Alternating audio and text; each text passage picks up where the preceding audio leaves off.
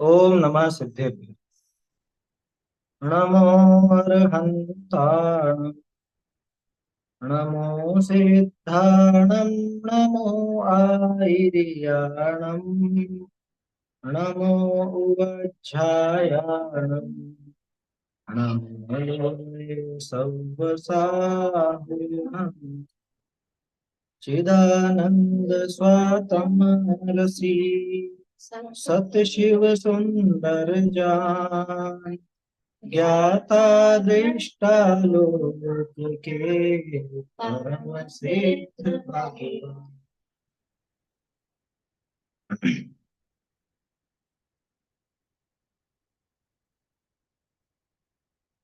अपना वीतराग विज्ञान पाठमाला भाग 3 में दशलक्षण महापर्व वाला पाठ पिछली बार पूरा हो गया था।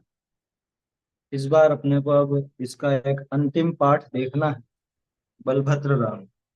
वैसे एक पाठ और है, लेकिन वो स्तुति रूप में है।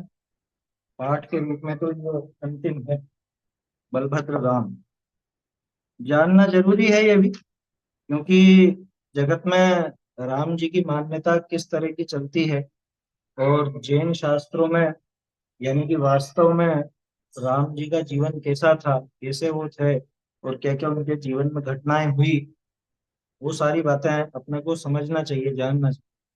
विशेष जानने के लिए तो पद्म पुराण पढ़िए। पद्म पुराण में विस्तार से व्याख्या मिलेगी, और वहाँ राम जी के साथ ही और रावण लक्ष्मण इन सबके जीवन में क्या क्या हुआ, वो सब घटनाएं कैसी घटी, ये सब चीजें वहां पे अपने को जानने को मिलेगी। विस्तार से तो वहां जानना चाहिए। यहाँ संक्षेप में ये पाठ है। इस पाठ के इस पाठ को पढ़कर भी अपन राम जी के संबंध में अच्छे से जान सकते। चलिए, तो बलभद्र राम नाम का पाठ है। संवाद है छात्र और अध्यापक का। तो दो जने पढ़ेंगे और उसका फिर अपन अर्थ समझेंगे। सरल है, वैसे बिल्कुल सीधा सा पाठ है। हाँ, चलिए, दो जने तैयार है अपने तो। स्क्रीन पे भी ये पाठ भी दिख जाएगा।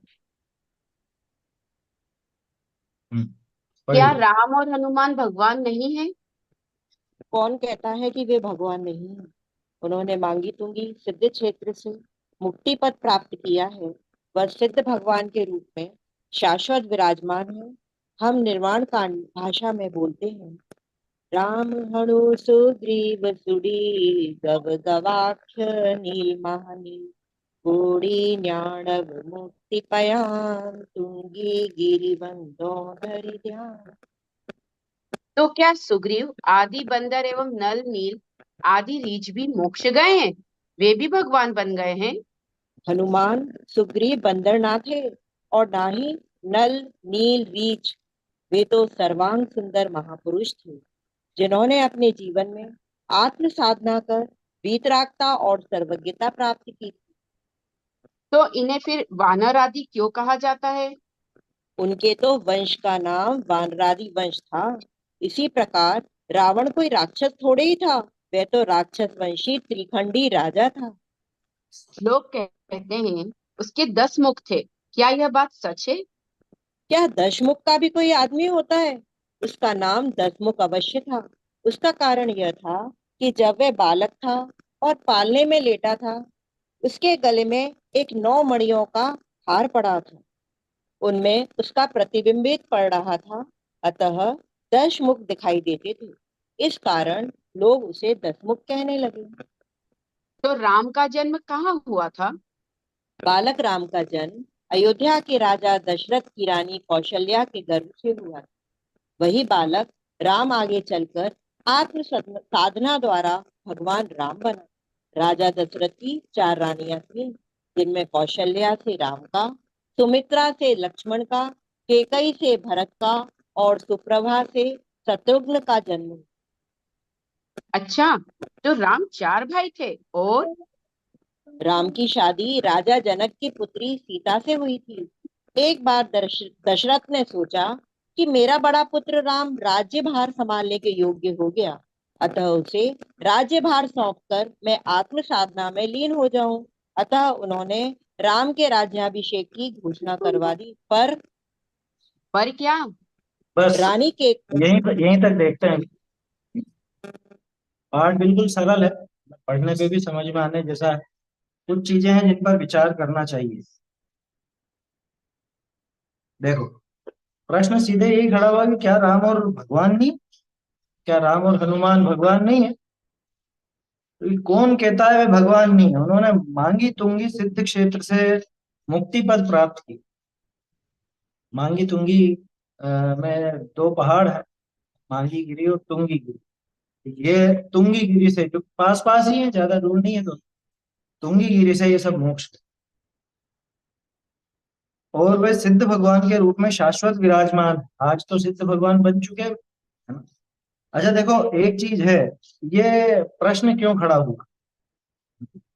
प्रश्न इसलिए खड़ा हुआ कि एक तो सीधी सी बात, जैसे बाहुबली भगवान नहीं है क्या, ऐसा पाठ में आया था तीर्थंकर और भगवान वाला भाग एक तीसरा पाठ।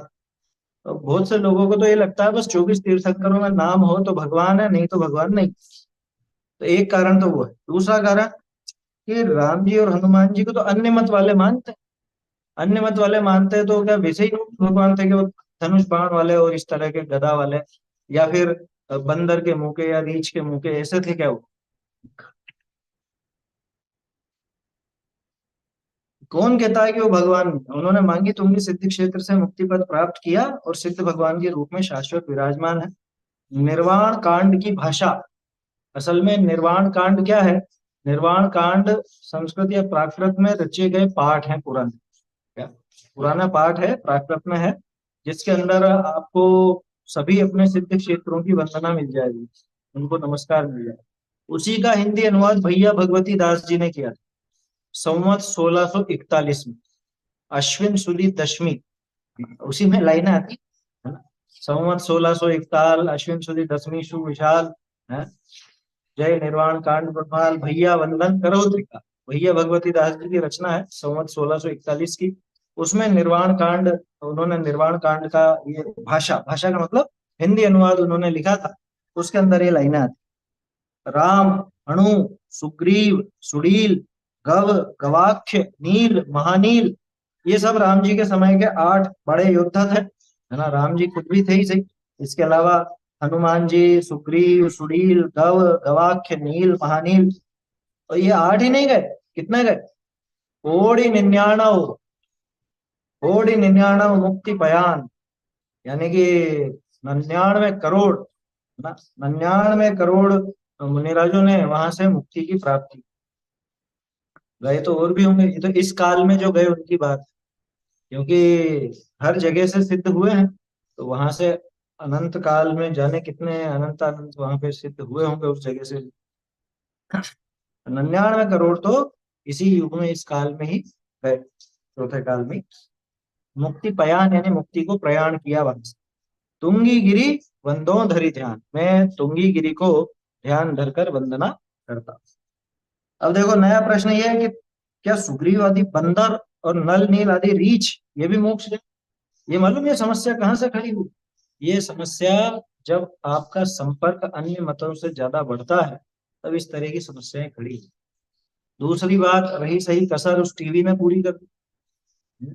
लोगों को धार्मिक सीरियल नजर आता था, है ना? टीवी में आते थे ना रामायण महाभारत वगैरह, तो लोगों को तो क्या लगता है, धार्मिक सीरियल, धार्मिक सीरियल। अरे बहुत खतरनाक है। क्यों? क्योंकि उन छवियों से आज भी आप लोग जूझ रहे हैं। वो जो छवि दिमाग में बैठ गई कि हनुमान जी कैसे हैं, कि हनुमान जी ऐसे हैं, पूंछ वाले और बंदर का मुंह जैसा है, इस तरह का। या वो क्या बोलते हैं, नल नील वगैरह, ये कैसे कि ये रीछ जैसे दिखते हैं। वो जामवंत है, वो रीछ जैसे। रावण है तो राक्षस। बोलो, ये सारी मान्यताएं लोगों के दिमाग में कैसे घुस गई? ये एक तो अन्य मतियों से संपर्क के कारण, उन्हीं की बातें सुनने के कारण। अच्छा, उनकी बातें सुनकर के फर्क नहीं पड़ता, खास चीज है कि अपने शास्त्रों का तो ज्ञान है नहीं, अपने शास्त्रों का अभ्यास किया नहीं, है ना? सच्चे शास्त्रों का अभ्यास किया नहीं, और अन्य मत की बातें खूब सुनी, अन्य मत के शास्त्र भी पढ़े, या उन लोगों से संपर्क में रहे, तो अपने आप ही दिमाग में ऐसी ऐसी बातें घर कर। जैसे हनुमान जी ब्रह्मचारी थे ना, है? अभी सब बोलेंगे हाँ हाँ ब्रह्मचारी, अरे कामदेव थे, 16,000 रानियां थी, समझ में ही बात। अब अपन भी बातों बातों में कि हाँ हाँ ब्रह्मचारी थे, ब्रह्मचारी थे, ऐसे बोल देते हैं। ब्रह्मचारी नहीं थे, 16,000 रानियां थी, कामदेव थे। शास्त्रों में लिखा है, शास्त्रोक्त बात अपन कर रहे हैं। और एक और चीज बता दूं, किसी अन्य मति के सामने बोलने की जरूरत नहीं है। समझ में आ रही है बात? आप समझा नहीं सकोगे, झगड़ा ही हाथ आए। दूसरे को समझाने की जरूरत नहीं, अपनी समझ सच्ची कर लो। ठीक है ना? हाँ, अपने परिवारजनों को जरूर समझा लो। बहुत से लोग बहुत जोश में रहते हैं, अपने अन्य मत वाले कोई भी मिलने वाले हों, काम करने वाले हों, उनको सिखाने लगते हैं। ऐसी गलती मत करना, खुद सीख लो भैया। तो सुग्रीव आदि बंदर या नल नील आदि ऋषि भी मोक्ष गए क्या? वो भी भगवान बन गए क्या? अरे भैया, किसने कह दिया कि हनुमान सुग्रीव बंदर थे? ना तो हनुमान सुग्रीव बंदर थे, और ना नल नील रीछ थे। वे तो सर्वांग सुंदर महापुरुष। उनकी सुंदरता का वर्णन देखोगे ना, तो मतलब क्या कहें, अभी कामदेव थे, साक्षात कामदेव हनुमान जी तो बहुत सुंदर थे, सुग्रीव भी बहुत सुंदर थे। सर्वांग सुंदर महापुरुष थे, जिन्होंने अपने जीवन में आत्म साधना कर वीतरागता और सर्वज्ञता प्राप्त। देखो, भगवान बनने की विधि सबके लिए है ना। जिस विधि से तीर्थंकर बने, उसी विधि से अन्य अरहंत भी बने, उसी विधि से ये सब भी बने। अच्छा, एक और चीज, राम जी की प्रतिमा और महावीर स्वामी की प्रतिमा में क्या अंतर आएगा? जैसी महावीर भगवान की बनी, वैसी राम जी की बनी, वैसी हनुमान जी की बनी, कोई अंतर नहीं आने वाला। समझ में आई बात? वीतरागता और सर्वज्ञता उन्होंने प्राप्त की अपने जीवन में आत्म साधना करके ना, वीतरागता और सर्वज्ञता प्राप्त। तो फिर इनको वानर क्यों कहते हैं? बोलते हैं ना, वानर वंशी है या ये राक्षस वंशी, तो अपन अपने यहाँ पे कहते हैं, उनके यहाँ तो वानर ही कहलाते। अन्य मत में तो हनुमान जी वगैरह को वानर और रावण वगैरह को राक्षस। अरे भाई, उनके नाम का, उनका वंश का नाम था वानर आदि। वानर आदि नहीं, वानर वंश, किसी का कुछ और वंश, है ना। जैसे रावण का राक्षस वंश था, इसी प्रकार रावण कोई राक्षस थोड़े ही था, वह तो राक्षस वंशी त्रिखंडी राजा था, 3 खंड का अधिपति था। क्या था रावण? रति नारायण। रति नारायण 3 खंड को जीतता है अपने पौरुष से, बल से। आया समझ में? और नारायण आके सिर्फ प्रति नारायण को जीतता है, तो अपने आप 3 खंड का राजा बन जाता है। ये जगत की रीत है क्या? पूरी मेहनत वो करता है, लेकिन वो सबसे बलशाली वो रहा ना, तो उसको जो हरा देगा वो उससे ऊपर कहला। बस इतनी सी बात। तो लोग कहते हैं कि रावण के 10 मुंह थे। बिल्कुल सीधा सा कथन है। भाई, एक तो ये तर्क देखो कि कोई आदमी 10 मुंह का हो सकता है क्या, और 10 मुंह का क्यों होगा, ये तो बताओ। 10 मुंह की आवश्यकता क्या पड़ी? 10 मुंह की आवश्यकता क्या पड़ी? आज भी मान लो कोई ऐसे दो जीव ऐसे जुड़वा पैदा हो जाते हैं, जिसके 2 गर्दन हो या धड़ एक हो, तो उनमें से एक ही बच पाता है, दूसरा नहीं बचता। उसको एक को हटाना पड़ता, होता है ना ये। मतलब शरीर एक हो, धड़ एक हो, और ऐसे 2 सिर निकल रहे हो, मतलब जीव तो 2 है वो, लेकिन वो एक ही शरीर में, तो एक तो मरेगा, एक की आयु कुछ ज्यादा नहीं। ये सब बातें होती। तो ठीक उसी तरह से 10 मुंह का भी कोई आदमी होता। अरे प्रैक्टिकली सोचो, 10 मुंह सामने के सामने देखेगा तो वहीं जाए, एक मुंह देखेगा। 10 मुंह से करता क्या होगा जो 10 मुंह की जरूरत? तो क्या था कि भैया, वो जब छोटा था, बालक था, अपने पालने में झूल रहा था, 9 मणियों का हार उसके गले में था, और बड़ी बड़ी मणियां थी, है ना। ऐसी मणियां थी सुंदर सी, और उन 9 मणियों में उसका प्रतिबिंब झलक रहा था, उसका अक्स दिख रहा था उसके अंदर। तो 9 तो वो, और एक ये 10। तो दासियों ने कहा, अरे इसके तो 10 मुंह दिख रहे हैं, 10 मुंह दिख रहे हैं, देखो। वो खेल खेल में कही गई बात वो ऐसी प्रचलन में आ गई, तो उसका नाम दशमुख रख दिया, दशानन रख दिया ना। दशानन, दशमुख, ऐसा कोई 10 मुंह थे नहीं। ना तो वो राक्षस था, है ना। राक्षस क्या होते हैं? अच्छा, पहले तो ये सोचो, राक्षस माने क्या? राक्षस तो व्यंतर जाति के देव होते हैं। व्यंतरों का भेद है ना राक्षस, है? यक्ष, राक्षस, भूत, पिशाचा, ये सब व्यंतरों के भेद हैं। 8 प्रकार के जो व्यंतर होते हैं, उसके अंदर ये राक्षस नाम का एक भेद। लेकिन रावण कोई व्यंतर नहीं था, वो तो मनुष्य था। राक्षस अलग से क्या होता? तो राक्षस वंशी था, है ना। जैसे ये वानर वंशी थे, वैसे ये राक्षस वंशी। कोई यदुवंशी होता है, कोई इक्ष्वाकु वंशी होता है, सब वंश है अलग अलग। मतलब वो तो एक क्या कहें, परंपरा है, संतति है। आप कौन सी संतति के हो, कौन से वंश के हो, तो वो उससे मालूम पड़ता है। तो किसी का नाम ऐसा रखा गया होगा, उसमें कोई बड़ी बात नहीं। तो वो 10 मुंह दिखाई देने लगे तो लोग 10 मुंह कहने लगे ना। ऐसे ही मजाक मजाक में रखे गए नाम प्रचलित हो जाते हैं ना कई बार, तो ऐसे ही प्रचलित हो गया। तो राम का जन्म कहाँ हुआ था? हाँ, रावण विद्याधर राजा था, ये बात सही।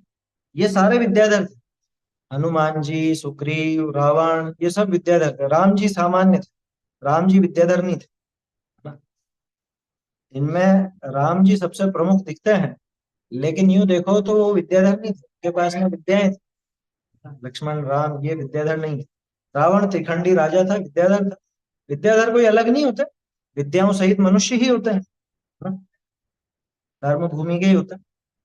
तो बालक राम का जन्म, देखो यहाँ पे भी ध्यान रखने लायक बात, तो भगवान का तो जन्म होता नहीं कि भगवान जन्मे हैं, भगवान नहीं जन्मे। बालक राम का जन्म हुआ, कहाँ पे हुआ? अयोध्या के राजा दशरथ की रानी कौशल्या के गर्भ से। ये प्रसिद्ध बात है, अन्य मत में भी यही नाम है, अपने यहाँ भी यही नाम है। कौशल्या का एक नाम और मिलता है, शास्त्र में अलग से नाम आता है।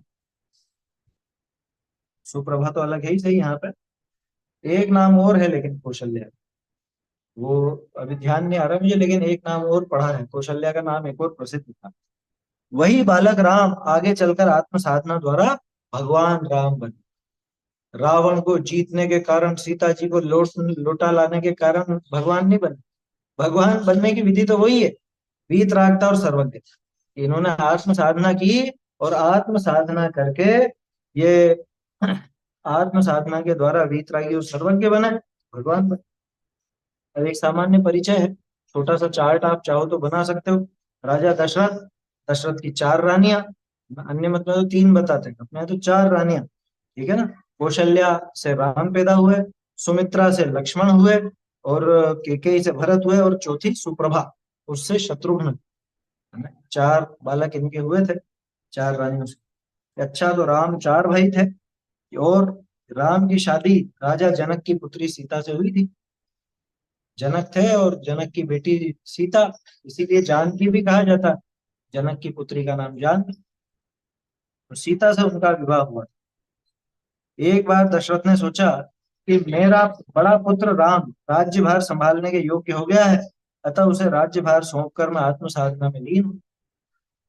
ऐसा सीधा विचार था, और सबके होता।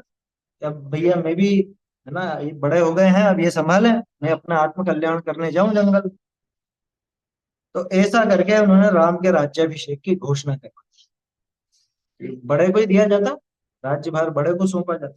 पर अब पर क्या, इसके आगे पढ़ते हैं। दो जने कोई पढ़ना चाहते हो तो पढ़िए।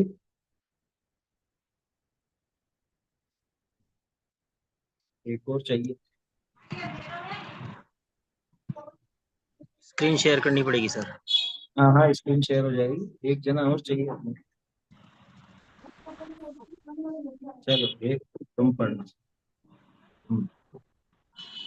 पढ़ो, पढ़ के। रानी कैकेयी चाहती थी कि मेरा पुत्र भरत राजा बने, अतः उसने राजा से 2 वरदान मांगे कि राम को 14 वर्ष का वनवास हो और भरत को राज्य प्राप्त हो। राजा को उक्त बात सुनकर दुख तो बहुत हुआ, पर वे वचनबद्ध थे और राम को वन जाना पड़ा। साथ में सीता और भाई लक्ष्मण भी गए। वनवास में तो बड़ी आपत्तियां झेलनी पड़ी होंगी। नहीं नहीं, इसके ऊपर वाला पढ़ो फिर। हाँ, ये वाला। फिर भरत राजा बन गए। नहीं, एक मिनट, ये शायद कोई पैराग्राफ छूट गया है। नई और पुराने पुस्तक में कुछ अंतर है, नई वाली में छूट गया। फिर भरत राजा बन गए।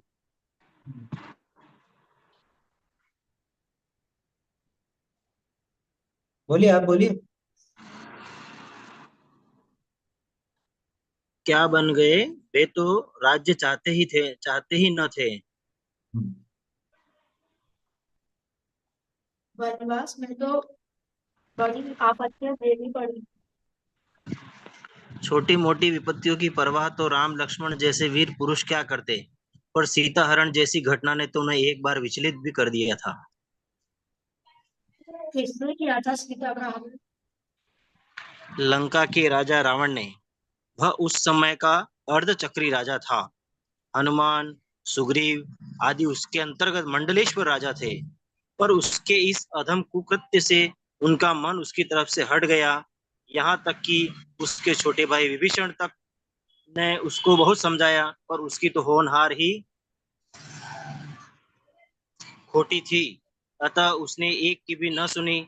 आखिर विभीषण को उसका दरबार छोड़ना ही पड़ा। फिर क्या हुआ? राम और लक्ष्मण ने लंका पर चढ़ाई कर दी।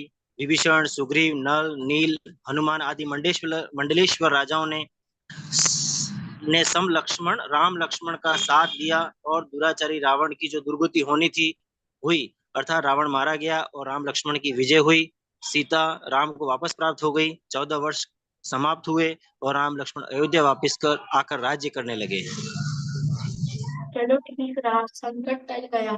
फिर तो सीता और राम आनंद से भोगों को भोगते रहे होंगे। भोगों में भी आनंद होता है क्या? वे तो सदा विपत्ति के घर कहे गए हैं। जब तक आत्मा में मोह राग द्वेष है, तब तक संकट ही संकट है। सीता और राम कुछ दिन भी शांति से न रह पाए थे कि लोकापवाद के कारण गर्भवती सीता को राम ने निर्वासित कर दिया। भयंकर 8वीं में यदि पुंडरीकपुर का राजा वज्रजंग उसे धर्म बहीन मानकर आश्रय न देता तो फिर पुंडरीकपुर में सीता ने लव और कुश दोनों जुड़वा भाइयों को जन्म दिया। वे दोनों भाई राम लक्ष्मण जैसे ही वीर, धीर और प्रतापी थे। उनका राम और लक्ष्मण से भी युद्ध हुआ था। कौन जीता? बस यहीं तक देखते हैं अभी। देखिए, तो राम जी वगैरह 4 भाई थे। यहाँ तक अपनी बात हुई कि दशरथ की 4 पत्नियां और चारों पत्नियों का एक एक बेटे, राम, लक्ष्मण, भरत और शत्रुघ्न। और बड़ा बेटा होने की वजह से राम जी के राज्याभिषेक की घोषणा भी कर दी थी दशरथ जी ने कि भाई ये राज्य संभालें और मैं अब यहाँ पे जंगल जाऊंगा और अपना आत्म कल्याण करूंगा वनवास में। वनवास का मतलब मुनि पना धारण कर, है ना। अन्य मत जैसे नहीं कि वहां कुटिया बनाऊंगा और फिर रहूंगा वहां पे अकेला, वो नहीं है। माइक माइक बंद कर लीजिएगा। राज्याभिषेक की घोषणा करवा दी, पर क्या, रानी केकेई चाहती थी कि मेरा पुत्र भरत राजा बने। देखो, उसमें भी अलग अलग कथन मिलते हैं। केकेई को असल में डर था, और उनका डर ऐसा था भी सही, इस वजह से भी ठीक था क्योंकि भरत जी बहुत वैरागी, भरत जी घर में बहुत वैरागी। बहुत सी जगह तो ऐसा लगता है कि भरत जी घर में ही वैरागी, ऐसा जो भजन आता है ना। और दूसरे कथन आते हैं भरत जी के वैराग्य के, वो राम जी के भाई भरत के लिए आते, क्योंकि ये बात बात में दीक्षा लेने को तैयार हो जाते, बात बात में घर छोड़ के जाने को तैयार हो जाते, ऐसे थे भरत। अब अगर भरत जी, दशरथ तो जा ही रहे थे, केकई बहुत चतुर थी, होशियार थी, मतलब कोई विलेन नहीं थी वो, उसके संबंध में भी कथन आते हैं। तो केकई कोई दुष्ट नहीं थी ऐसी, जैसा दुष्ट प्रचारित किया जाता है। तो उसने सोचा कि दशरथ तो दीक्षा लेकर के जा ही रहे, और ये भरत भी बात बात में भागने की सोचता है, ये भी चला जाएगा, ये भी चले जाएंगे, फिर मैं क्या करूं। एक काम करते हैं कि इसको राजा बना, ये राजा बन जाएगा तो इसकी दीक्षा टल जाएगी अपने आप, ये दीक्षित नहीं हो पाएगा, मतलब ये यहीं पे रहेगा, ठीक है। और उसके बाद में अब समस्या क्या थी कि राम जी के रहते हुए तो ये राज करेगा नहीं, क्योंकि इसको राजा बना भी देंगे और राम यहीं पे रहेंगे तो ये करने वाला नहीं है राजपाट, ये कहेगा कि बड़े भैया यहीं से ही उनको संभलाओ। तो इसलिए उन्होंने राम जी का वनवास भी मांगा, है ना। राम जी को वनवास मिले और भरत को 14 वर्ष, राम जी को तो 14 वर्ष का वनवास और भरत को राज्य मिला, इस तरह, ठीक है। तो रानी कैकेयी चाहती थी कि मेरा पुत्र भरत राजा बने, अतः उसने राजा से 2 वरदान मांगे कि राम को 14 वर्ष का वनवास हो और भरत को राज्य प्राप्त हो। राजा को उक्त बात सुनकर दुख तो बहुत हुआ, पर वे वचनबद्ध थे और राम को वन में जाना पड़ा। साथ में सीता और भाई लक्ष्मण लक्ष्मण भी गए। लक्ष्मण और राम का परस्पर में जबरदस्त प्रेम था, लक्ष्मण उनको छोड़ते ही नहीं थे। होने को तो कथन ऐसा भी आता है चारों के चारों भाई तैयार हो गए कि हम भी जाएंगे, हम भी जाएंगे, हम भी जाएंगे। लेकिन राजा ने उनको रोका, भरत को रोका और शत्रुघ्न को रोका। लक्ष्मण तो किसी की सुनने वाले थे ही, तो लक्ष्मण राम जी के साथ चले। इसमें भी एक चीज है कि वचन के साथ, कौन सा वचन? तो एक बार राजा दशरथ जब कहीं युद्ध पर गए थे, तो उस युद्ध में किसी दूसरे राजा ने इनका रथ थोड़ा नष्ट भ्रष्ट कर दिया, सारथी भी मारा गया। तो केकई ने उस सारथी बन करके और साथ में युद्ध की कुछ नीतियां बता करके को जितवाया था। तो उससे प्रसन्न होकर के केकई को इन्होंने कहा कि तुम कुछ भी वर मांगो, कि नहीं मैं अभी नहीं, मैं बाद में समय आने पर लूँ। तो वो वचनबद्ध थे, अपने वचन से मुकर नहीं सकते थे। तो इस वजह से उन्होंने राम को वनवास दिया और भरत जी को राज्य दिया और खुद दीक्षा लेकर के वन को चले। दशरथ और जनक दोनों दीक्षा लेकर के वन को गए थे, दोनों मुनिराज बने, ठीक है। साथ में सीता और भाई लक्ष्मण भी गए राम जी के साथ। अब वनवास में तो बड़ी बड़ी आपत्तियां झेलनी पड़ी उनको। देखो, अब प्रश्न में आपत्ति है और उत्तर में विपत्ति है, दोनों में कुछ अंतर है या सेम? दोनों में अंतर है। आपत्ति किसी और के द्वारा लगाई जाती, किसी कोई और ऑब्जेक्शन लेता है उसको आपत्ति कहते हैं, और विपत्ति माने मुसीबत, है समझ में? जैसे मैं कोई बात कहूं, वो आपको नहीं जमे, तो आप कहोगे कि हमको इसमें आपत्ति है, कि ऐसा नहीं कर सकते, हमको इसमें आपत्ति है, उसको बोलते हैं आपत्ति। और विपत्ति कोई मुसीबत, है ना, कि नदी में बाढ़ आ गई, कोई मौसम खराब हो गया, कुछ ऐसा हो गया, कहीं फंस गए, वो विपत्ति है, ठीक है। आपत्ति और विपत्ति में अंतर है। हाँ देखो, एक चीज ये बीच में छूट गई थी, फिर भरत राजा बन गए। कि क्या बन गए? वे तो राज्य चाहते ही नहीं थे, भरत जी चाहते नहीं थे, ये बात अभी अपन ने की ना, वैरागी थे। वनवास में गए तो बहुत आपत्तियां झेलनी पड़ी होंगी। छोटी मोटी विपत्तियों की परवाह तो राम लक्ष्मण जैसे वे वीर पुरुष क्या करते, मामूली का तो आचार्य देव कथन भी नहीं करते। कभी मान लो कांटे वांटे चुभे होंगे तो कोई दिक्कत नहीं, तो ऐसी चीजों का वर्णन नहीं आता, छोटी मोटी विपत्तियों की तो बात नहीं करते। लेकिन सीता हरण जैसी घटना ने तो उन्हें भी एक बार विचलित कर दिया था। कितने धीर वीर पुरुष हों, लेकिन इतनी बड़ी घटना हो गई कि वो भी विचलित हो गए। विचलित क्या हो गए? बिल्कुल पगला से गए, कैसे भी करके उस सीता को वापस लौटा लाना है और ऐसा करना है, कुछ सारी बातें थी। किसने किया था सीता का हरण? लंका के राजा रावण ने, है ना, जिसके बारे में अभी अपन ने देखा, राक्षस वंशी था, विद्याधर राजा था। वह उस समय का अर्धचक्री राजा था, सत्यनारायण था ना, अर्ध चक्रवर्ती था। हनुमान, सुग्रीव आदि उसके अंतर्गत मंडलेश्वर राजा थे, ये भी बड़े राजा थे, लेकिन इनका बॉस था एक तरह से रावण। और रिश्तेदार भी थे आपस में, क्या रिश्तेदारी भी थी? सुग्रीव की, रावण की, हनुमान जी की, इनके आपस में परस्पर रिश्तेदारी भी थी। ये मंडलेश्वर राजा थे, पर उसके इस अधम कुकृत्य से उनका मन उसकी तरफ से हट गया। देखो, ये होता है जगत में, और यही नीति है, जो गलत काम करे उसका साथ नहीं देना चाहिए, चाहे वो अपना घर का ही क्यों ना हो, अपना परिवारजन ही क्यों ना हो, रिश्तेदार ही क्यों ना हो। ये इस कथा से सीखना चाहिए कि रावण की उस गलती से, उस अपराध से, उसके जो मित्र कहलाते थे, जो उसके मंडली में थे, जो उसके रिश्तेदार थे, वो सब नाराज, और वो सब उससे हट गए, उनका मन उसकी तरफ से हट गया। यहाँ तक कि उसके छोटे भाई विभीषण तक ने उसको बहुत समझाया। विभीषण बहुत न्याय नीतिवान थे तो कुंभकर्ण यानी कि भानुकर्ण वगैरह भी ना, लेकिन वो भाई के मोह में वहीं रह गए, और विभीषण ने कि मैं तो नहीं रह सकता है। ये कुछ ज्यादा बोला होगा तो रावण ने फटकार भी लगा, तो ये चले गए छोड़कर। तो विभीषण छोड़ करके चले गए, पर उसकी तो होनहार ही खोटी थी, अतः उसने एक की भी नहीं सुनी। आखिर विभीषण को भी उसका दरबार छोड़ना ही पड़ा।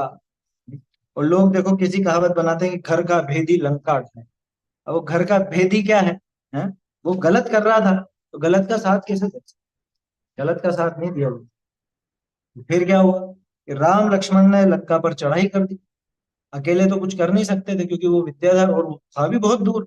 पहले तो यही पता नहीं था कि कौन लेकर के गया सीता को, ये भी कहाँ मालूम था। तो धीरे धीरे पता चला ना कि लंका का राजा रावण लेकर,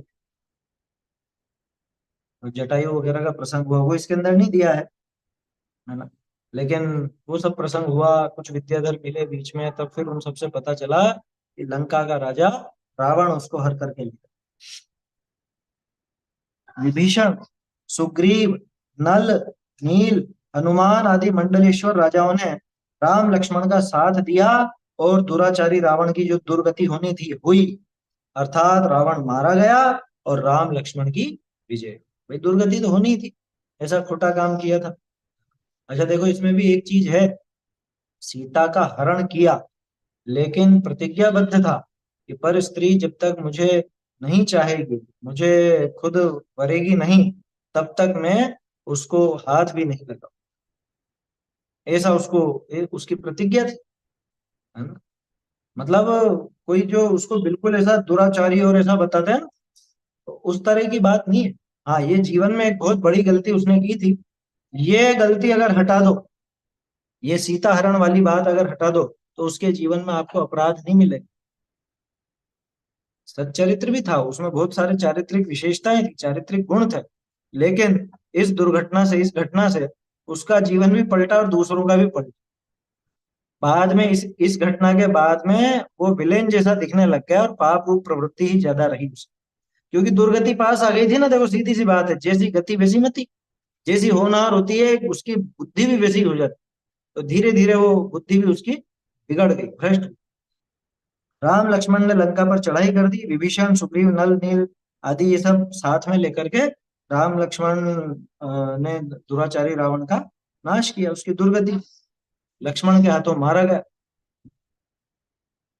अर्थात रावण मारा गया और राम लक्ष्मण की विजय हुई। सीता राम को वापस प्राप्त हो गई। 14 वर्ष समाप्त हुए और राम लक्ष्मण अयोध्या वापस आकर राज्य करने लगे।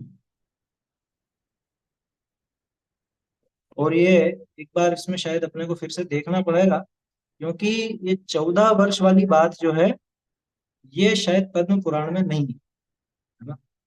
मेरे ख्याल से संख्या अलग है, 14 वर्ष का नहीं है, कुछ और है। कोई दिक्कत नहीं हो तो कुल मिला के बरसों थे, बहुत बरसों तक बाहर रहे। राम लक्ष्मण अयोध्या वापस लौटकर आकर राज्य करने लगे कि चलो ठीक रहा, है संकट टल गया। फिर तो आराम से भोग भोग कर रहे होंगे, आनंद से। ये भोगों में भी आनंद होता है क्या, ये सीखने लायक बात है। 5 इंद्रिय के विषय भोगों में काई का, उसमें तो आकुलता ही होती है, आकुलता ही हाथ आती। वे तो सदा विपत्ति के घर कहे गए हैं। क्या लिखा था? तो मुनिराज भोगों के बारे में क्या सोचते हैं? ये भोग विष पकवान से ये भांति सोच विचार, ऐसा निर्णय करते हैं मुनिराज कि जो भोग हैं ये तो विष के पकवान है, समझ में? विष से भरे हुए पकवान है, ये कोई मतलब आनंददायी नहीं है। वे तो सदा विपत्ति के ही घर कहे गए हैं। जब तक आत्मा में मोह राग द्वेष है, तब तक संकट ही संकट है। कोई भी जीव सुखी नहीं हो सकता जब तक मोह राग द्वेष बने रहे, तब तक, तो तब तक संकट ही संकट ही। सीता और राम कुछ दिन भी शांति से न रह पाए थे कि लोकापवाद के कारण गर्भवती सीता को राम ने निर्वासित कर दिया। बताओ, एक तो वैसे ही अपनी पत्नी को निकालना ये भारी बात, और गर्भवती भी थी। जिस समय गर्भ था, लव और कुश पेट में थे। लव कुश का नाम क्या था? अनंग लवण और मदनांकुश। लव का पूरा नाम था अनंग लवण, है समझ में, और कुश का नाम था मदनांकुश। तो लव और कुश जब गर्भ में थे, तब उनको वापस से वनवास भेज दिया। क्यों भेज दिया? लोकापवाद के कारण। लोकापवाद की कथा लगभग आप सबने सुन रखी होगी, और धोबी ने ऐसा प्रचारित कर दिया था। कुछ ऐसी घटना हुई थी, वो अपनी पत्नी मतलब उस पर नाराज था, है? कि ये अन्य के यहाँ से आई हुई है, हम तो भाई लोक लाज वाले हैं, हम हमें तो सभी लोग कहेंगे वो तो राजा जी हैं। ये वो अपनी पत्नी को दूसरे के यहाँ पे, मतलब दूसरे के यहाँ पे रही हुई पत्नी को भी घर लाए तो उनसे कोई कुछ नहीं कहता, लेकिन हमें तो कहते हैं ना लोग, इसलिए हम तो नहीं रख सकते। ये बात जब राम जी के कानों में पड़ी और ऐसा विवाद जब उनके सामने आया, उन्होंने कहा कि नहीं, तो लोकापवाद के कारण, लोक में ऐसी हाँ, राम जैसे सम्यक दृष्टि भी ऐसा कर सकते हैं, है ना? विश्वास क्यों नहीं होता? विश्वास इसलिए नहीं होता अपने को, कह रहे इसी इसी नीति नीति नहीं, वो राजा है, राजा को राजा के हिसाब से सोचना पड़ता। आगे क्या असर पड़ेगा, समाज पर क्या असर पड़ेगा, वो सब देखना पड़ता। लेकिन गलती तो उन्हीं की थी, उन्हीं की चूक से सीता का हरण हुआ था। ये सारी बातें हैं, है ना। दादा का एक काव्य भी हो पश्चाताप वाला, उसमें भी आप देख सकते हो। लेकिन अब जो घटना हुई सो हुई। कुल मिला के सम्यक दृष्टि को भी ऐसा विचार आ सकता है, ये बात इससे सभी सम्यक दृष्टि थे। क्या सीता जी भी समकित, राम जी भी समकित, लेकिन कैसा हुआ बताओ। लोकापवाद के कारण गर्भवती सीता को राम ने निर्वासित कर दिया और भयंकर अटवी में, भयंकर जंगल में छुड़वा दिया था। कृतांत वक्र को भेजा था। कृतांत वक्र सेनापति थे, है ना। तो कृतांत वक्र को बोला था कि तीर्थ यात्रा के बहाने ले जाओ और वहां पे छोड़ देना दे। भयंकर अटवी में यदि पुंडरीकपुर का राजा वज्रजंग उसे धर्म बहन बनाकर आश्रय न देता तो, वज्रजंग राजा था पुंडरीकपुर का, उसने आश्रय दिया। और वहां पर एक कथन और आता है, एक शुल्लक जी थे, सिद्धार्थ, सिद्धार्थ नाम के शुल्लक थे। उन्होंने, नहीं शुल्लक नहीं, शायद ब्रह्मचारी थे, उन्होंने युद्ध कौशल सिखाया था लव और कुश को। उन्होंने वो युद्ध कला उन्होंने सिखाई थी। तो वे दोनों भाई राम लक्ष्मण जैसे ही धीर वीर और प्रतापी थे। उनका राम लक्ष्मण से भी युद्ध हुआ था। हाँ, राम लक्ष्मण से भी युद्ध हुआ। बताओ, पिता और चाचा ये दोनों से लड़े। और बहुत सुंदर वर्णन है पद्म पुराण में, जब आप पढ़ोगे बहुत सुंदर वर्णन किया है इस बात। ठीक है, कि फिर कौन जीता, चलिए पढ़ते हैं आगे अपन। दो जने कोई पढ़ना चाहते हो?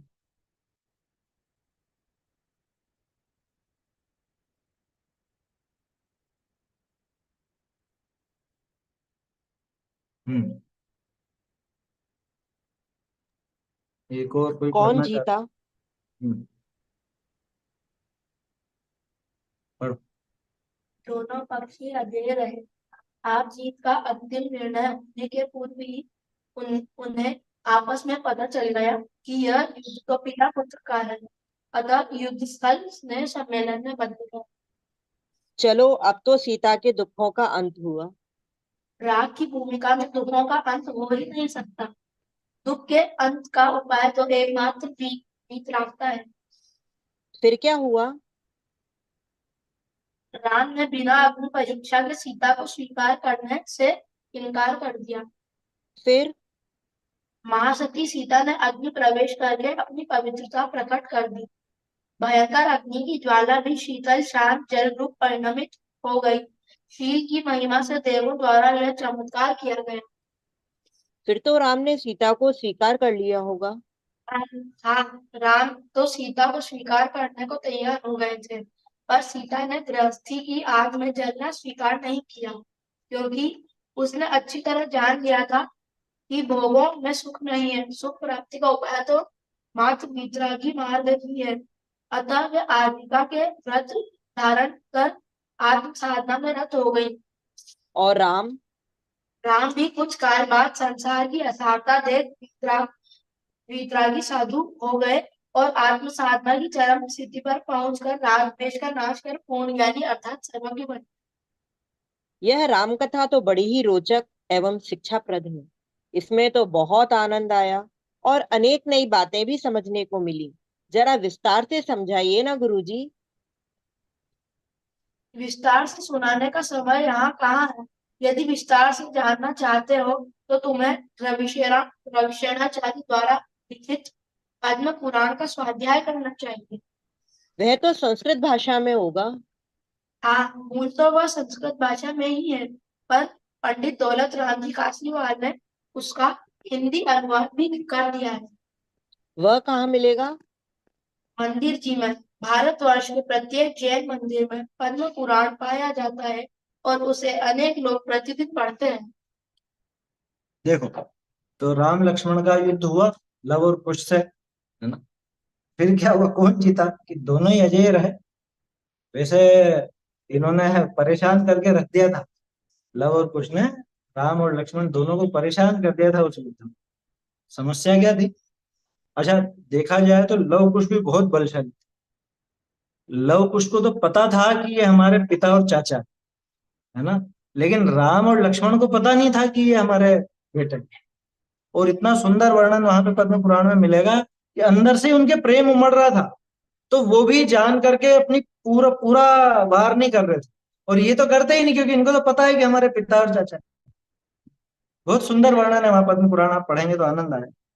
दोनों ही पक्ष अजय रहे। हार जीत का अंतिम निर्णय होने के पूर्व ही उन्हें आपस में पता चल गया कि ये युद्ध तो पिता पुत्र का है, अतः युद्ध स्थल स्नेह सम्मेलन में बदल। युद्ध की जो जगह थी एक तरह से स्नेह सम्मेलन में। चलो अब तो सीता के दुखों का अंत हुआ। कितनी बढ़िया बात लिखी है, राग की भूमिका में दुखों का अंत हो ही नहीं सकता। जब तक राग मौजूद है तब तक आप पूर्ण सुखी नहीं हो सकते, है ना। राग का नाश करने पर ही पूर्ण सुख की प्राप्ति होती है। वीतरागी होने पर ही अनंत सुख मिलता है। वीतरागता आए बिना, केवल ज्ञान हुए बिना सुखों का अंत नहीं हो सकता।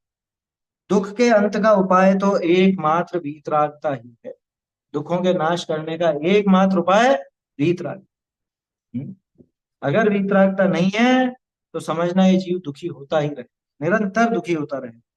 राग मोह राग रुष दुखी खान बोलते तो है अपन। तो दुखों का अंत करने का एकमात्र उपाय वीतराग। फिर क्या हुआ, राम ने बिना अग्नि परीक्षा के सीता को स्वीकार करने से इनकार। देखो गजब की बात, पहले सीता का हरण हुआ तो सीता को लाने के लिए इतना युद्ध किया और रावण को भी परास्त किया, लक्ष्मण के द्वारा रावण की मृत्यु हुई, वो सारी घटना हुई, है ना। उसके बाद में प्रेम से रखा, लेकिन फिर लोकापवाद के भय से निकाल दिया। फिर अब वापस से मिल गई तो फिर भी वापस प्रेम उमड़ा, लेकिन कि नहीं, अगर मैं अभी भी इसको सीधे ग्रहण करूंगा तो फिर लोकापवाद ना हो, इसके लिए पहले अग्नि परीक्षा। अच्छा देखो, राम जी को तो पता था 100% ही अग्नि परीक्षा में पास हो जाएगी। राम जी को 100% पता, पक्का पता, क्योंकि शील पे उनको शंका नहीं थी। वो लोकापवाद के भय के कारण ये सारा काम हुआ, ठीक है ना। तो अग्नि परीक्षा हुई। महासती सीता ने अग्नि प्रवेश करके अपनी पवित्रता प्रकट कर, भयंकर अग्नि की ज्वाला भी शीतल शांत जल रूप परिणमित होगी। कमल खिल गए वहां पर, आया समझ। शील की महिमा से देवों द्वारा ये चमत्कार किया गया। अब देखो यहाँ पे अगर गंभीरता से विचार किया जाए तो शील की महिमा से देवों ने चमत्कार किया, तो पहले क्या शीलवती नहीं थी सीता जो उसका हरण होने दिया? शीलवती तो शुरू से ही थी वो। लेकिन मूल चीज ये है कि आपके पाप का उदय हो तो दुनिया में कोई भी सहायक नहीं होता। टोडरमल जी ने लिखा ना, पुण्य का उदय होने पर कोई आपत्ति नहीं आ सकती, और पाप का उदय आने पर जगत में कोई भी सहाय नहीं हो सकता। आया समझ। वहां ऐसी घटना घटी थी, जो वो पानी भराया वहां पे, आग के स्थान पर पानी हुआ। कितना पानी हो गया था पता? सब डूबने लग गए थे, सब डूबने लग गए थे। उसका सिंहासन तो ऊंचा ऊंचा उठ गया, और लव और कुश बैठे थे पास। लव कुश सीता ये सब ऊपर ऊपर, और सब जगह पानी पानी पानी पानी, सब डूबने लगे, घबरा गए। तो फिर बाद में देवों ने आकर के वो सारी आपदा भी दूर की, है ना। देवों का ही किया हुआ था, है ना। सीता प्रति कमल रचाया, वो सब देवों का ही था। वो चमत्कार भी देवों का था, और वो पानी इतना भर देना, वो बाढ़ ला देना, वो भी देवों का ही काम। लेकिन बाद में राम जी ने उसको संबोधन दिया, और समझ लीजिए देवों ने भी फिर बाद में सारी विक्रिया दूर की। देवों के द्वारा ये चमत्कार किया। फिर तो राम ने सीता को स्वीकार कर लिया होगा कि हाँ कर तो लिया, लेकिन अब सीता ने राम जी को स्वीकार नहीं किया। क्या तीसरी बार जंगल जाने को तैयार। पहली बार गई थी जब वनवास मिला, है ना, फिर हरण हो गया, और फिर आई, और फिर राम जी ने निकाल दिया, वनवास दे दिया, या फिर ग्रहण तो कर लिया राम जी ने, लेकिन अब आर्य का बनता है। भाई जिसने जीवन में इतने उतार चढ़ाव देख लिए हों, तो उसको तो विरक्ति आना स्वाभाविक है। गजब की बात है, हम लोग इतने ढीठ हो गए कि हमारे जीवन में ऐसी बड़ी बड़ी घटनाएं हो जाने पर भी हमको वैराग्य नहीं, हमें विरक्ति नहीं आती। महापुरुषों के जीवन में तो थोड़ी बहुत कुछ घटनाएं हो और वो विरक्त होकर के चल देते। राम तो सीता को स्वीकार करने के लिए तैयार हो गए, पर सीता ने गृहस्थी की आग में जलना स्वीकार नहीं किया कि भैया बहुत हो गया है, बहुत राग के कारण कितने दुख उठाने पड़े वो सब देख लिए। क्योंकि उसने अच्छी तरह से जान लिया था कि भोगों में सुख नहीं है, सुख प्राप्ति का उपाय तो मात्र वीतराग मार्ग ही है। ये वीतरागी मार्ग, मोक्ष मार्ग ही वास्तव में सुखी होने का उपाय, ये बात जान ली थी सीता ने। अतः वे आर्यिका के व्रत धारण कर आत्म साधना में रत हो, आत्म साधना में रत हो गई। और राम, राम भी चले गए, राम तत्काल नहीं गए, बाद में। राम जी भी कुछ काल बाद संसार की असारता देख वीतरागी साधु हो गए और आत्म साधना की चरम स्थिति पर पहुंचकर राग द्वेष का नाश कर पूर्ण ज्ञानी सर्वज्ञ बने। राम तो सबसे बाद में गए थे, पता है। राम जी को लक्ष्मण से बहुत प्रेम था, लक्ष्मण से बहुत प्रेम था, उसको छोड़ के जाने को तैयार नहीं थे। लव कुश वो राम जी से पहले दीक्षित हो चुके थे, पता है। लव और कुश बेटे पहले चले गए दीक्षित होकर के, और राम जी घर में ही थे। और जब लव कुश दीक्षा की आज्ञा मांगने आए थे तो राम जी और लक्ष्मण जी हंस रहे थे उन पर। अरे कहाँ जाओगे, यहाँ पे इतने सुख हैं और इन सुखों को छोड़ के तुम वहां जाओगे, एक दिन में भाग के आना पड़ेगा। अरे अभी तो भोगो, तुम यहाँ पे रहो। वो असल में राग था ना, राग की वजह से ऐसा कहते। अब जब लक्ष्मण की मृत्यु हुई, लक्ष्मण की मृत्यु कैसे हुई, राम जी की झूठी मृत्यु की खबर सुन के ही मर गए। मौत की झूठी खबर सुन के, इतना प्रेम राम जी नहीं, इतना सुनते ही लक्ष्मण मर गए। और वो देवों ने तो ऐसे ही परीक्षा ली थी बस, लेकिन वो परीक्षा परीक्षा के चक्कर में ये खत्म हो गई। और लक्ष्मण मर गए तो राम जी मानने को तैयार नहीं किए, मर, उनको भी इतना प्रेम। 6 महीने तक कंधे पर लटकाए लटकाए घूमते रहे। और बाद में कृतांत वक्र और जटायु, इन दोनों के जीव जो देव बन चुके थे, उन देवों ने आकर के इनको संबोधा। आया समझ में। और वो किस्सा लंबा है। इनकी ऐसी उन्मत्त अवस्था देख करके आस पड़ोस के वो जो दुष्ट राजा थे, वो दुष्ट राजा राज्य हड़पने की तैयारी में थे। तो वो जटायु और कृतांत वक्र, इन्होंने, एक ने तो, जटायु ने तो वहां पे वो जो विरोधी सेनाएं थी उनको घेर लिया अपनी विक्रिया से और घबरा करके उनको भगाया। दूसरी तरफ राम जी को कृतांत वक्र ने तरह तरह के वेश बना करके और तरह तरह की बातें समझा करके, संबोध करके समझाया। तो राम जी को समझ में आई बात और फिर उनको विरक्ति आई और तब जाकर के उन्होंने दीक्षा ली। मतलब सबसे एंड में कहानी के सब लोग निकल लिए थे, सब लोग या तो दीक्षित हो चुके थे या गुजर चुके थे, कोई मोक्ष पहुंच चुके थे, भगवान बच चुके थे। राम जी सबसे आखिर में दीक्षित हुए। राम भी कुछ काल बाद संसार की असारता देखकर वीतरागी साधु हो गए और आत्म साधना की चरम स्थिति पर पहुंचकर राग द्वेष का नाश कर पूर्ण ज्ञानी माने सर्वज्ञ बने। सारा राग द्वेष उन्होंने नष्ट कर दिया। हाँ, ये अनगार धर्मामृत में थी ना बात, पुण्यम ही सम्मुखीनम चेत, क्या है, कार्योपायेन क्या है वहां, उपाय शतेन किम, है ना, सुखोपाय शतेन किम न पुण्यम सम्मुखीनम चेत सुखोपाय शतेन किम। 60वां छंद है अनगार धर्मामृत। बढ़िया है। पुण्य अगर सामने है तो सैकड़ों उपायों से भी क्या है, और पुण्य अगर सामने नहीं है, तो सैकड़ों उपायों से क्या लाभ, क्योंकि पुण्य और पाप के अनुसार बाहर की सब परिस्थिति बनती है। तो उन्होंने राग द्वेष का नाश किया, पूर्ण ज्ञानी बन गए, वीतरागी बन गए, भगवान बन गए। इस तरह से राम जी भगवान, इसी तरह से हनुमान जी बने, इसी तरह से और जितने भी बने वो सब इसी तरह से। ये राम कथा तो बड़ी रोचक और शिक्षाप्रद है वास्तव में। आप पद्म पुराण पढ़ने बैठोगे, आपको कोई सीरियल वगैरह नहीं सुहाएगा उसका। इसमें तो बहुत आनंद आया और अनेक बातें समझने को मिली। जरा विस्तार से समझाइए, जबकि ये बहुत सरल संक्षेप में लिखा है, काफी विस्तार है। ये विस्तार से सुनाने का समय यहाँ नहीं है। विस्तार से आप जानना चाहते हो तो रवि शेणाचार्य द्वारा लिखित पद्म पुराण का स्वाध्याय करो। संस्कृत का हिंदी अनुवाद भी मौजूद है और संस्कृत का ढूंढारी में लिखा हुआ पंडित दौलत राम जी कासलीवाल के द्वारा रचित। दौलत राम जी कासलीवाल वही जो टोडरमल जी के समकालीन थे और जिन्होंने पुरुषार्थ सिद्धिउपाय की टीका पूरी की थी। ठीक है ना। संस्कृत के अच्छे बड़े विद्वान थे। रवि शेणाचार्य ने तो संस्कृत में लिख दिया था पद्म पुराण।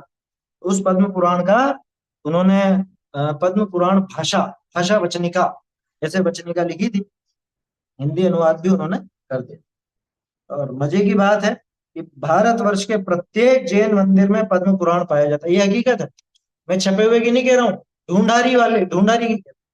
छेड़ाला वाले नहीं थे, ध्यान रखना। छेड़ाला वाले दौलत राम जी अलग है, वो तो बहुत बाद में हुए। वो दौलत राम जी पल्लीवाल, ये दौलत राम जी कासलीवाल। वो सासनी के थे, ये जयपुर के थे, है ना। ये जयपुर वाले दौलत राम जी हैं। पद्म पुराण हर एक मंदिर में मिलता है, ढूंढारी हस्तलिखित भी मिल जाएगा आपको। जहां भी हस्तलिखित ग्रंथ है वहां पद्म पुराण निश्चित रूप से मिलेगा ही मिलेगा, और बहुत खस्ता हालत में मिलेगा। खस्ता हालत में मिलेगा माने कि बहुत लोग पढ़ते थे ना, तो जिस ग्रंथ को ज्यादा लोग पढ़ते हैं उसकी हालत खराब होती। पुराने पन्ने रहते ना, बार बार पलटने करने में वो टूट जाता है। हाँ, खुले ही थे वो, खुले पन्नों की कह रहा हूँ, हस्तलिखित ग्रंथ की कह रहा हूँ। तो प्रत्येक जैन मंदिर में पाया जाता है, और अनेक लोग प्रतिदिन पढ़ते भी हैं। बहुत से लोगों को कि कुछ हमको हमारे हिसाब से बताओ, हम नए नए जुड़े हैं, हम क्या पढ़ें। तो बहुत से लोगों को पुराण बताया जाता है, तो सबसे पहले पद्म पुराण ही पढ़ते हैं, है ना। खैर वो क्रम तो ऐसा कुछ है नहीं कि पहले क्या पढ़ना, वो अपन ने 8वें अधिकार में समझा भी था। लेकिन पद्म पुराण जीवन में एक बार पढ़ना जरूर चाहिए, है ना। और बहुत सारी सूक्तियां उसमें मिलेंगी, बहुत सी नीति की बातें मिलेंगी, और बहुत अच्छा ग्रंथ है। पद्म पुराण श्रेष्ठ ग्रंथ है, पढ़ना चाहिए। इस तरह से बलभद्र राम का जीवन परिचय संक्षेप में अपन ने देखा, है ना। सरल पाठ था, आज की कक्षा में ये पूरा हो गया, तो ये अंतिम पाठ भी अपना पूरा हुआ। अब समय सार स्तुति, ये स्तुति शेष बचती है, इसकी चर्चा कल अपन करेंगे, और फिर अपनी बेसिक कक्षा पूरी हो जाएगी, है ना। बाल बोध और गीतरा ज्ञान, ये तीनों भाग अपने कंप्लीट हो जाएंगे। हैं? तत्व ज्ञान पाठमाला तो अपना आप ही स्वाध्याय वाली चीज हो गई, उसमें बेसिक वाली बात नहीं रही। बेसिक बेसिक तो ये था। चलिए, ये सारी बात प्रश्नोत्तर देख लेते हैं। राम की कथा अपने शब्दों में लिखे, तो आप सब अपने अपने समझ में आ जाए। हाँ, ये बात सही है, शुरू के 50 पन्ने आपने धीरज से पढ़ लिए तो आगे तो बहुत आनंद आएगा। पद्म पुराण शुरू में भी आनंद आएगा, लेकिन शुरू शुरू में क्या, वो 3 लोक 3 काल आदि का वर्णन आता है, तो लोग बाग वहां उब जाते हैं कि ये क्या बोल रहे हैं, क्या बता रहे हैं। 50 भी बहुत है, 50 नहीं, वो तो शुरू शुरू में है ना, एक आध अध्याय। हनुमान आदि को बंदर और रावण आदि को राक्षस क्यों कहा जाता, कि वो इस वंश के थे। हनुमान जी का वंश वानर वंश था, रावण का वंश राक्षस वंश था, इसलिए कहलाते थे। कोई वास्तव में कोई ऐसे राक्षस नहीं थे। अभी थोड़ी देर पहले देखा ना अपन ने, राक्षस तो व्यंतर होते हैं, है ना। राक्षस एक प्रकार के व्यंतर देव, और ये तो मनुष्य था, है ना, कर्म भूमि का विद्याधर मनुष्य था। ऐसे ही हनुमान जी भी कामदेव थे, सर्वांग सुंदर थे, कोई बंदर नहीं थे। ऐसा मुंह और पूंछ वगैरह उनके नहीं थी। भगवान किसे कहते हैं, ये तो बच्चा बच्चा जानता है। ये पुस्तक इसमें देखिए, ये किसकी है, सदासुत जी की है या किसकी है। ये छोटी है, नहीं, ये अलग होगी, ये सदासुत जी की नहीं होगी। मुझे दिख नहीं रहा यहाँ से आपके क्या। सदासुत जी क्या, सॉरी, दौलत राम जी, दौलत राम जी। दौलत राम जी की है तो ठीक है, अनुवाद होगा। भगवान किसे कहते हैं, कि वीतरागी और सर्वज्ञ को भगवान कहते हैं। राम और हनुमान भगवान है या नहीं, कि बिल्कुल है। क्यों है, कारण बताओ। कि उन्होंने आत्म साधना करके वीतरागता और सर्वज्ञता प्राप्त कर ली थी, इसलिए वो भगवान। जो भी वीतरागी सर्वज्ञ होते हैं वो भगवान होते हैं, ठीक है ना। ऐसे राम जी का ये सुंदर चरित्र अपन ने संक्षेप में समझा। आप विस्तार से पद्म पुराण आदि पढ़ करके जान सकते। अगला पाठ अपन कल देखें। चैतन्य का स्मरण प्रतिक्षण ही करो रे, भव के अनंत दुख को क्षण में हरो। अक्षय अनंत निज सौख्य निधान पाओ, गाओ अरे इसी के गीत गाओ। निज निधि निज में बताए, इसके लिए को वंदना शत बार, वंदना शत बार।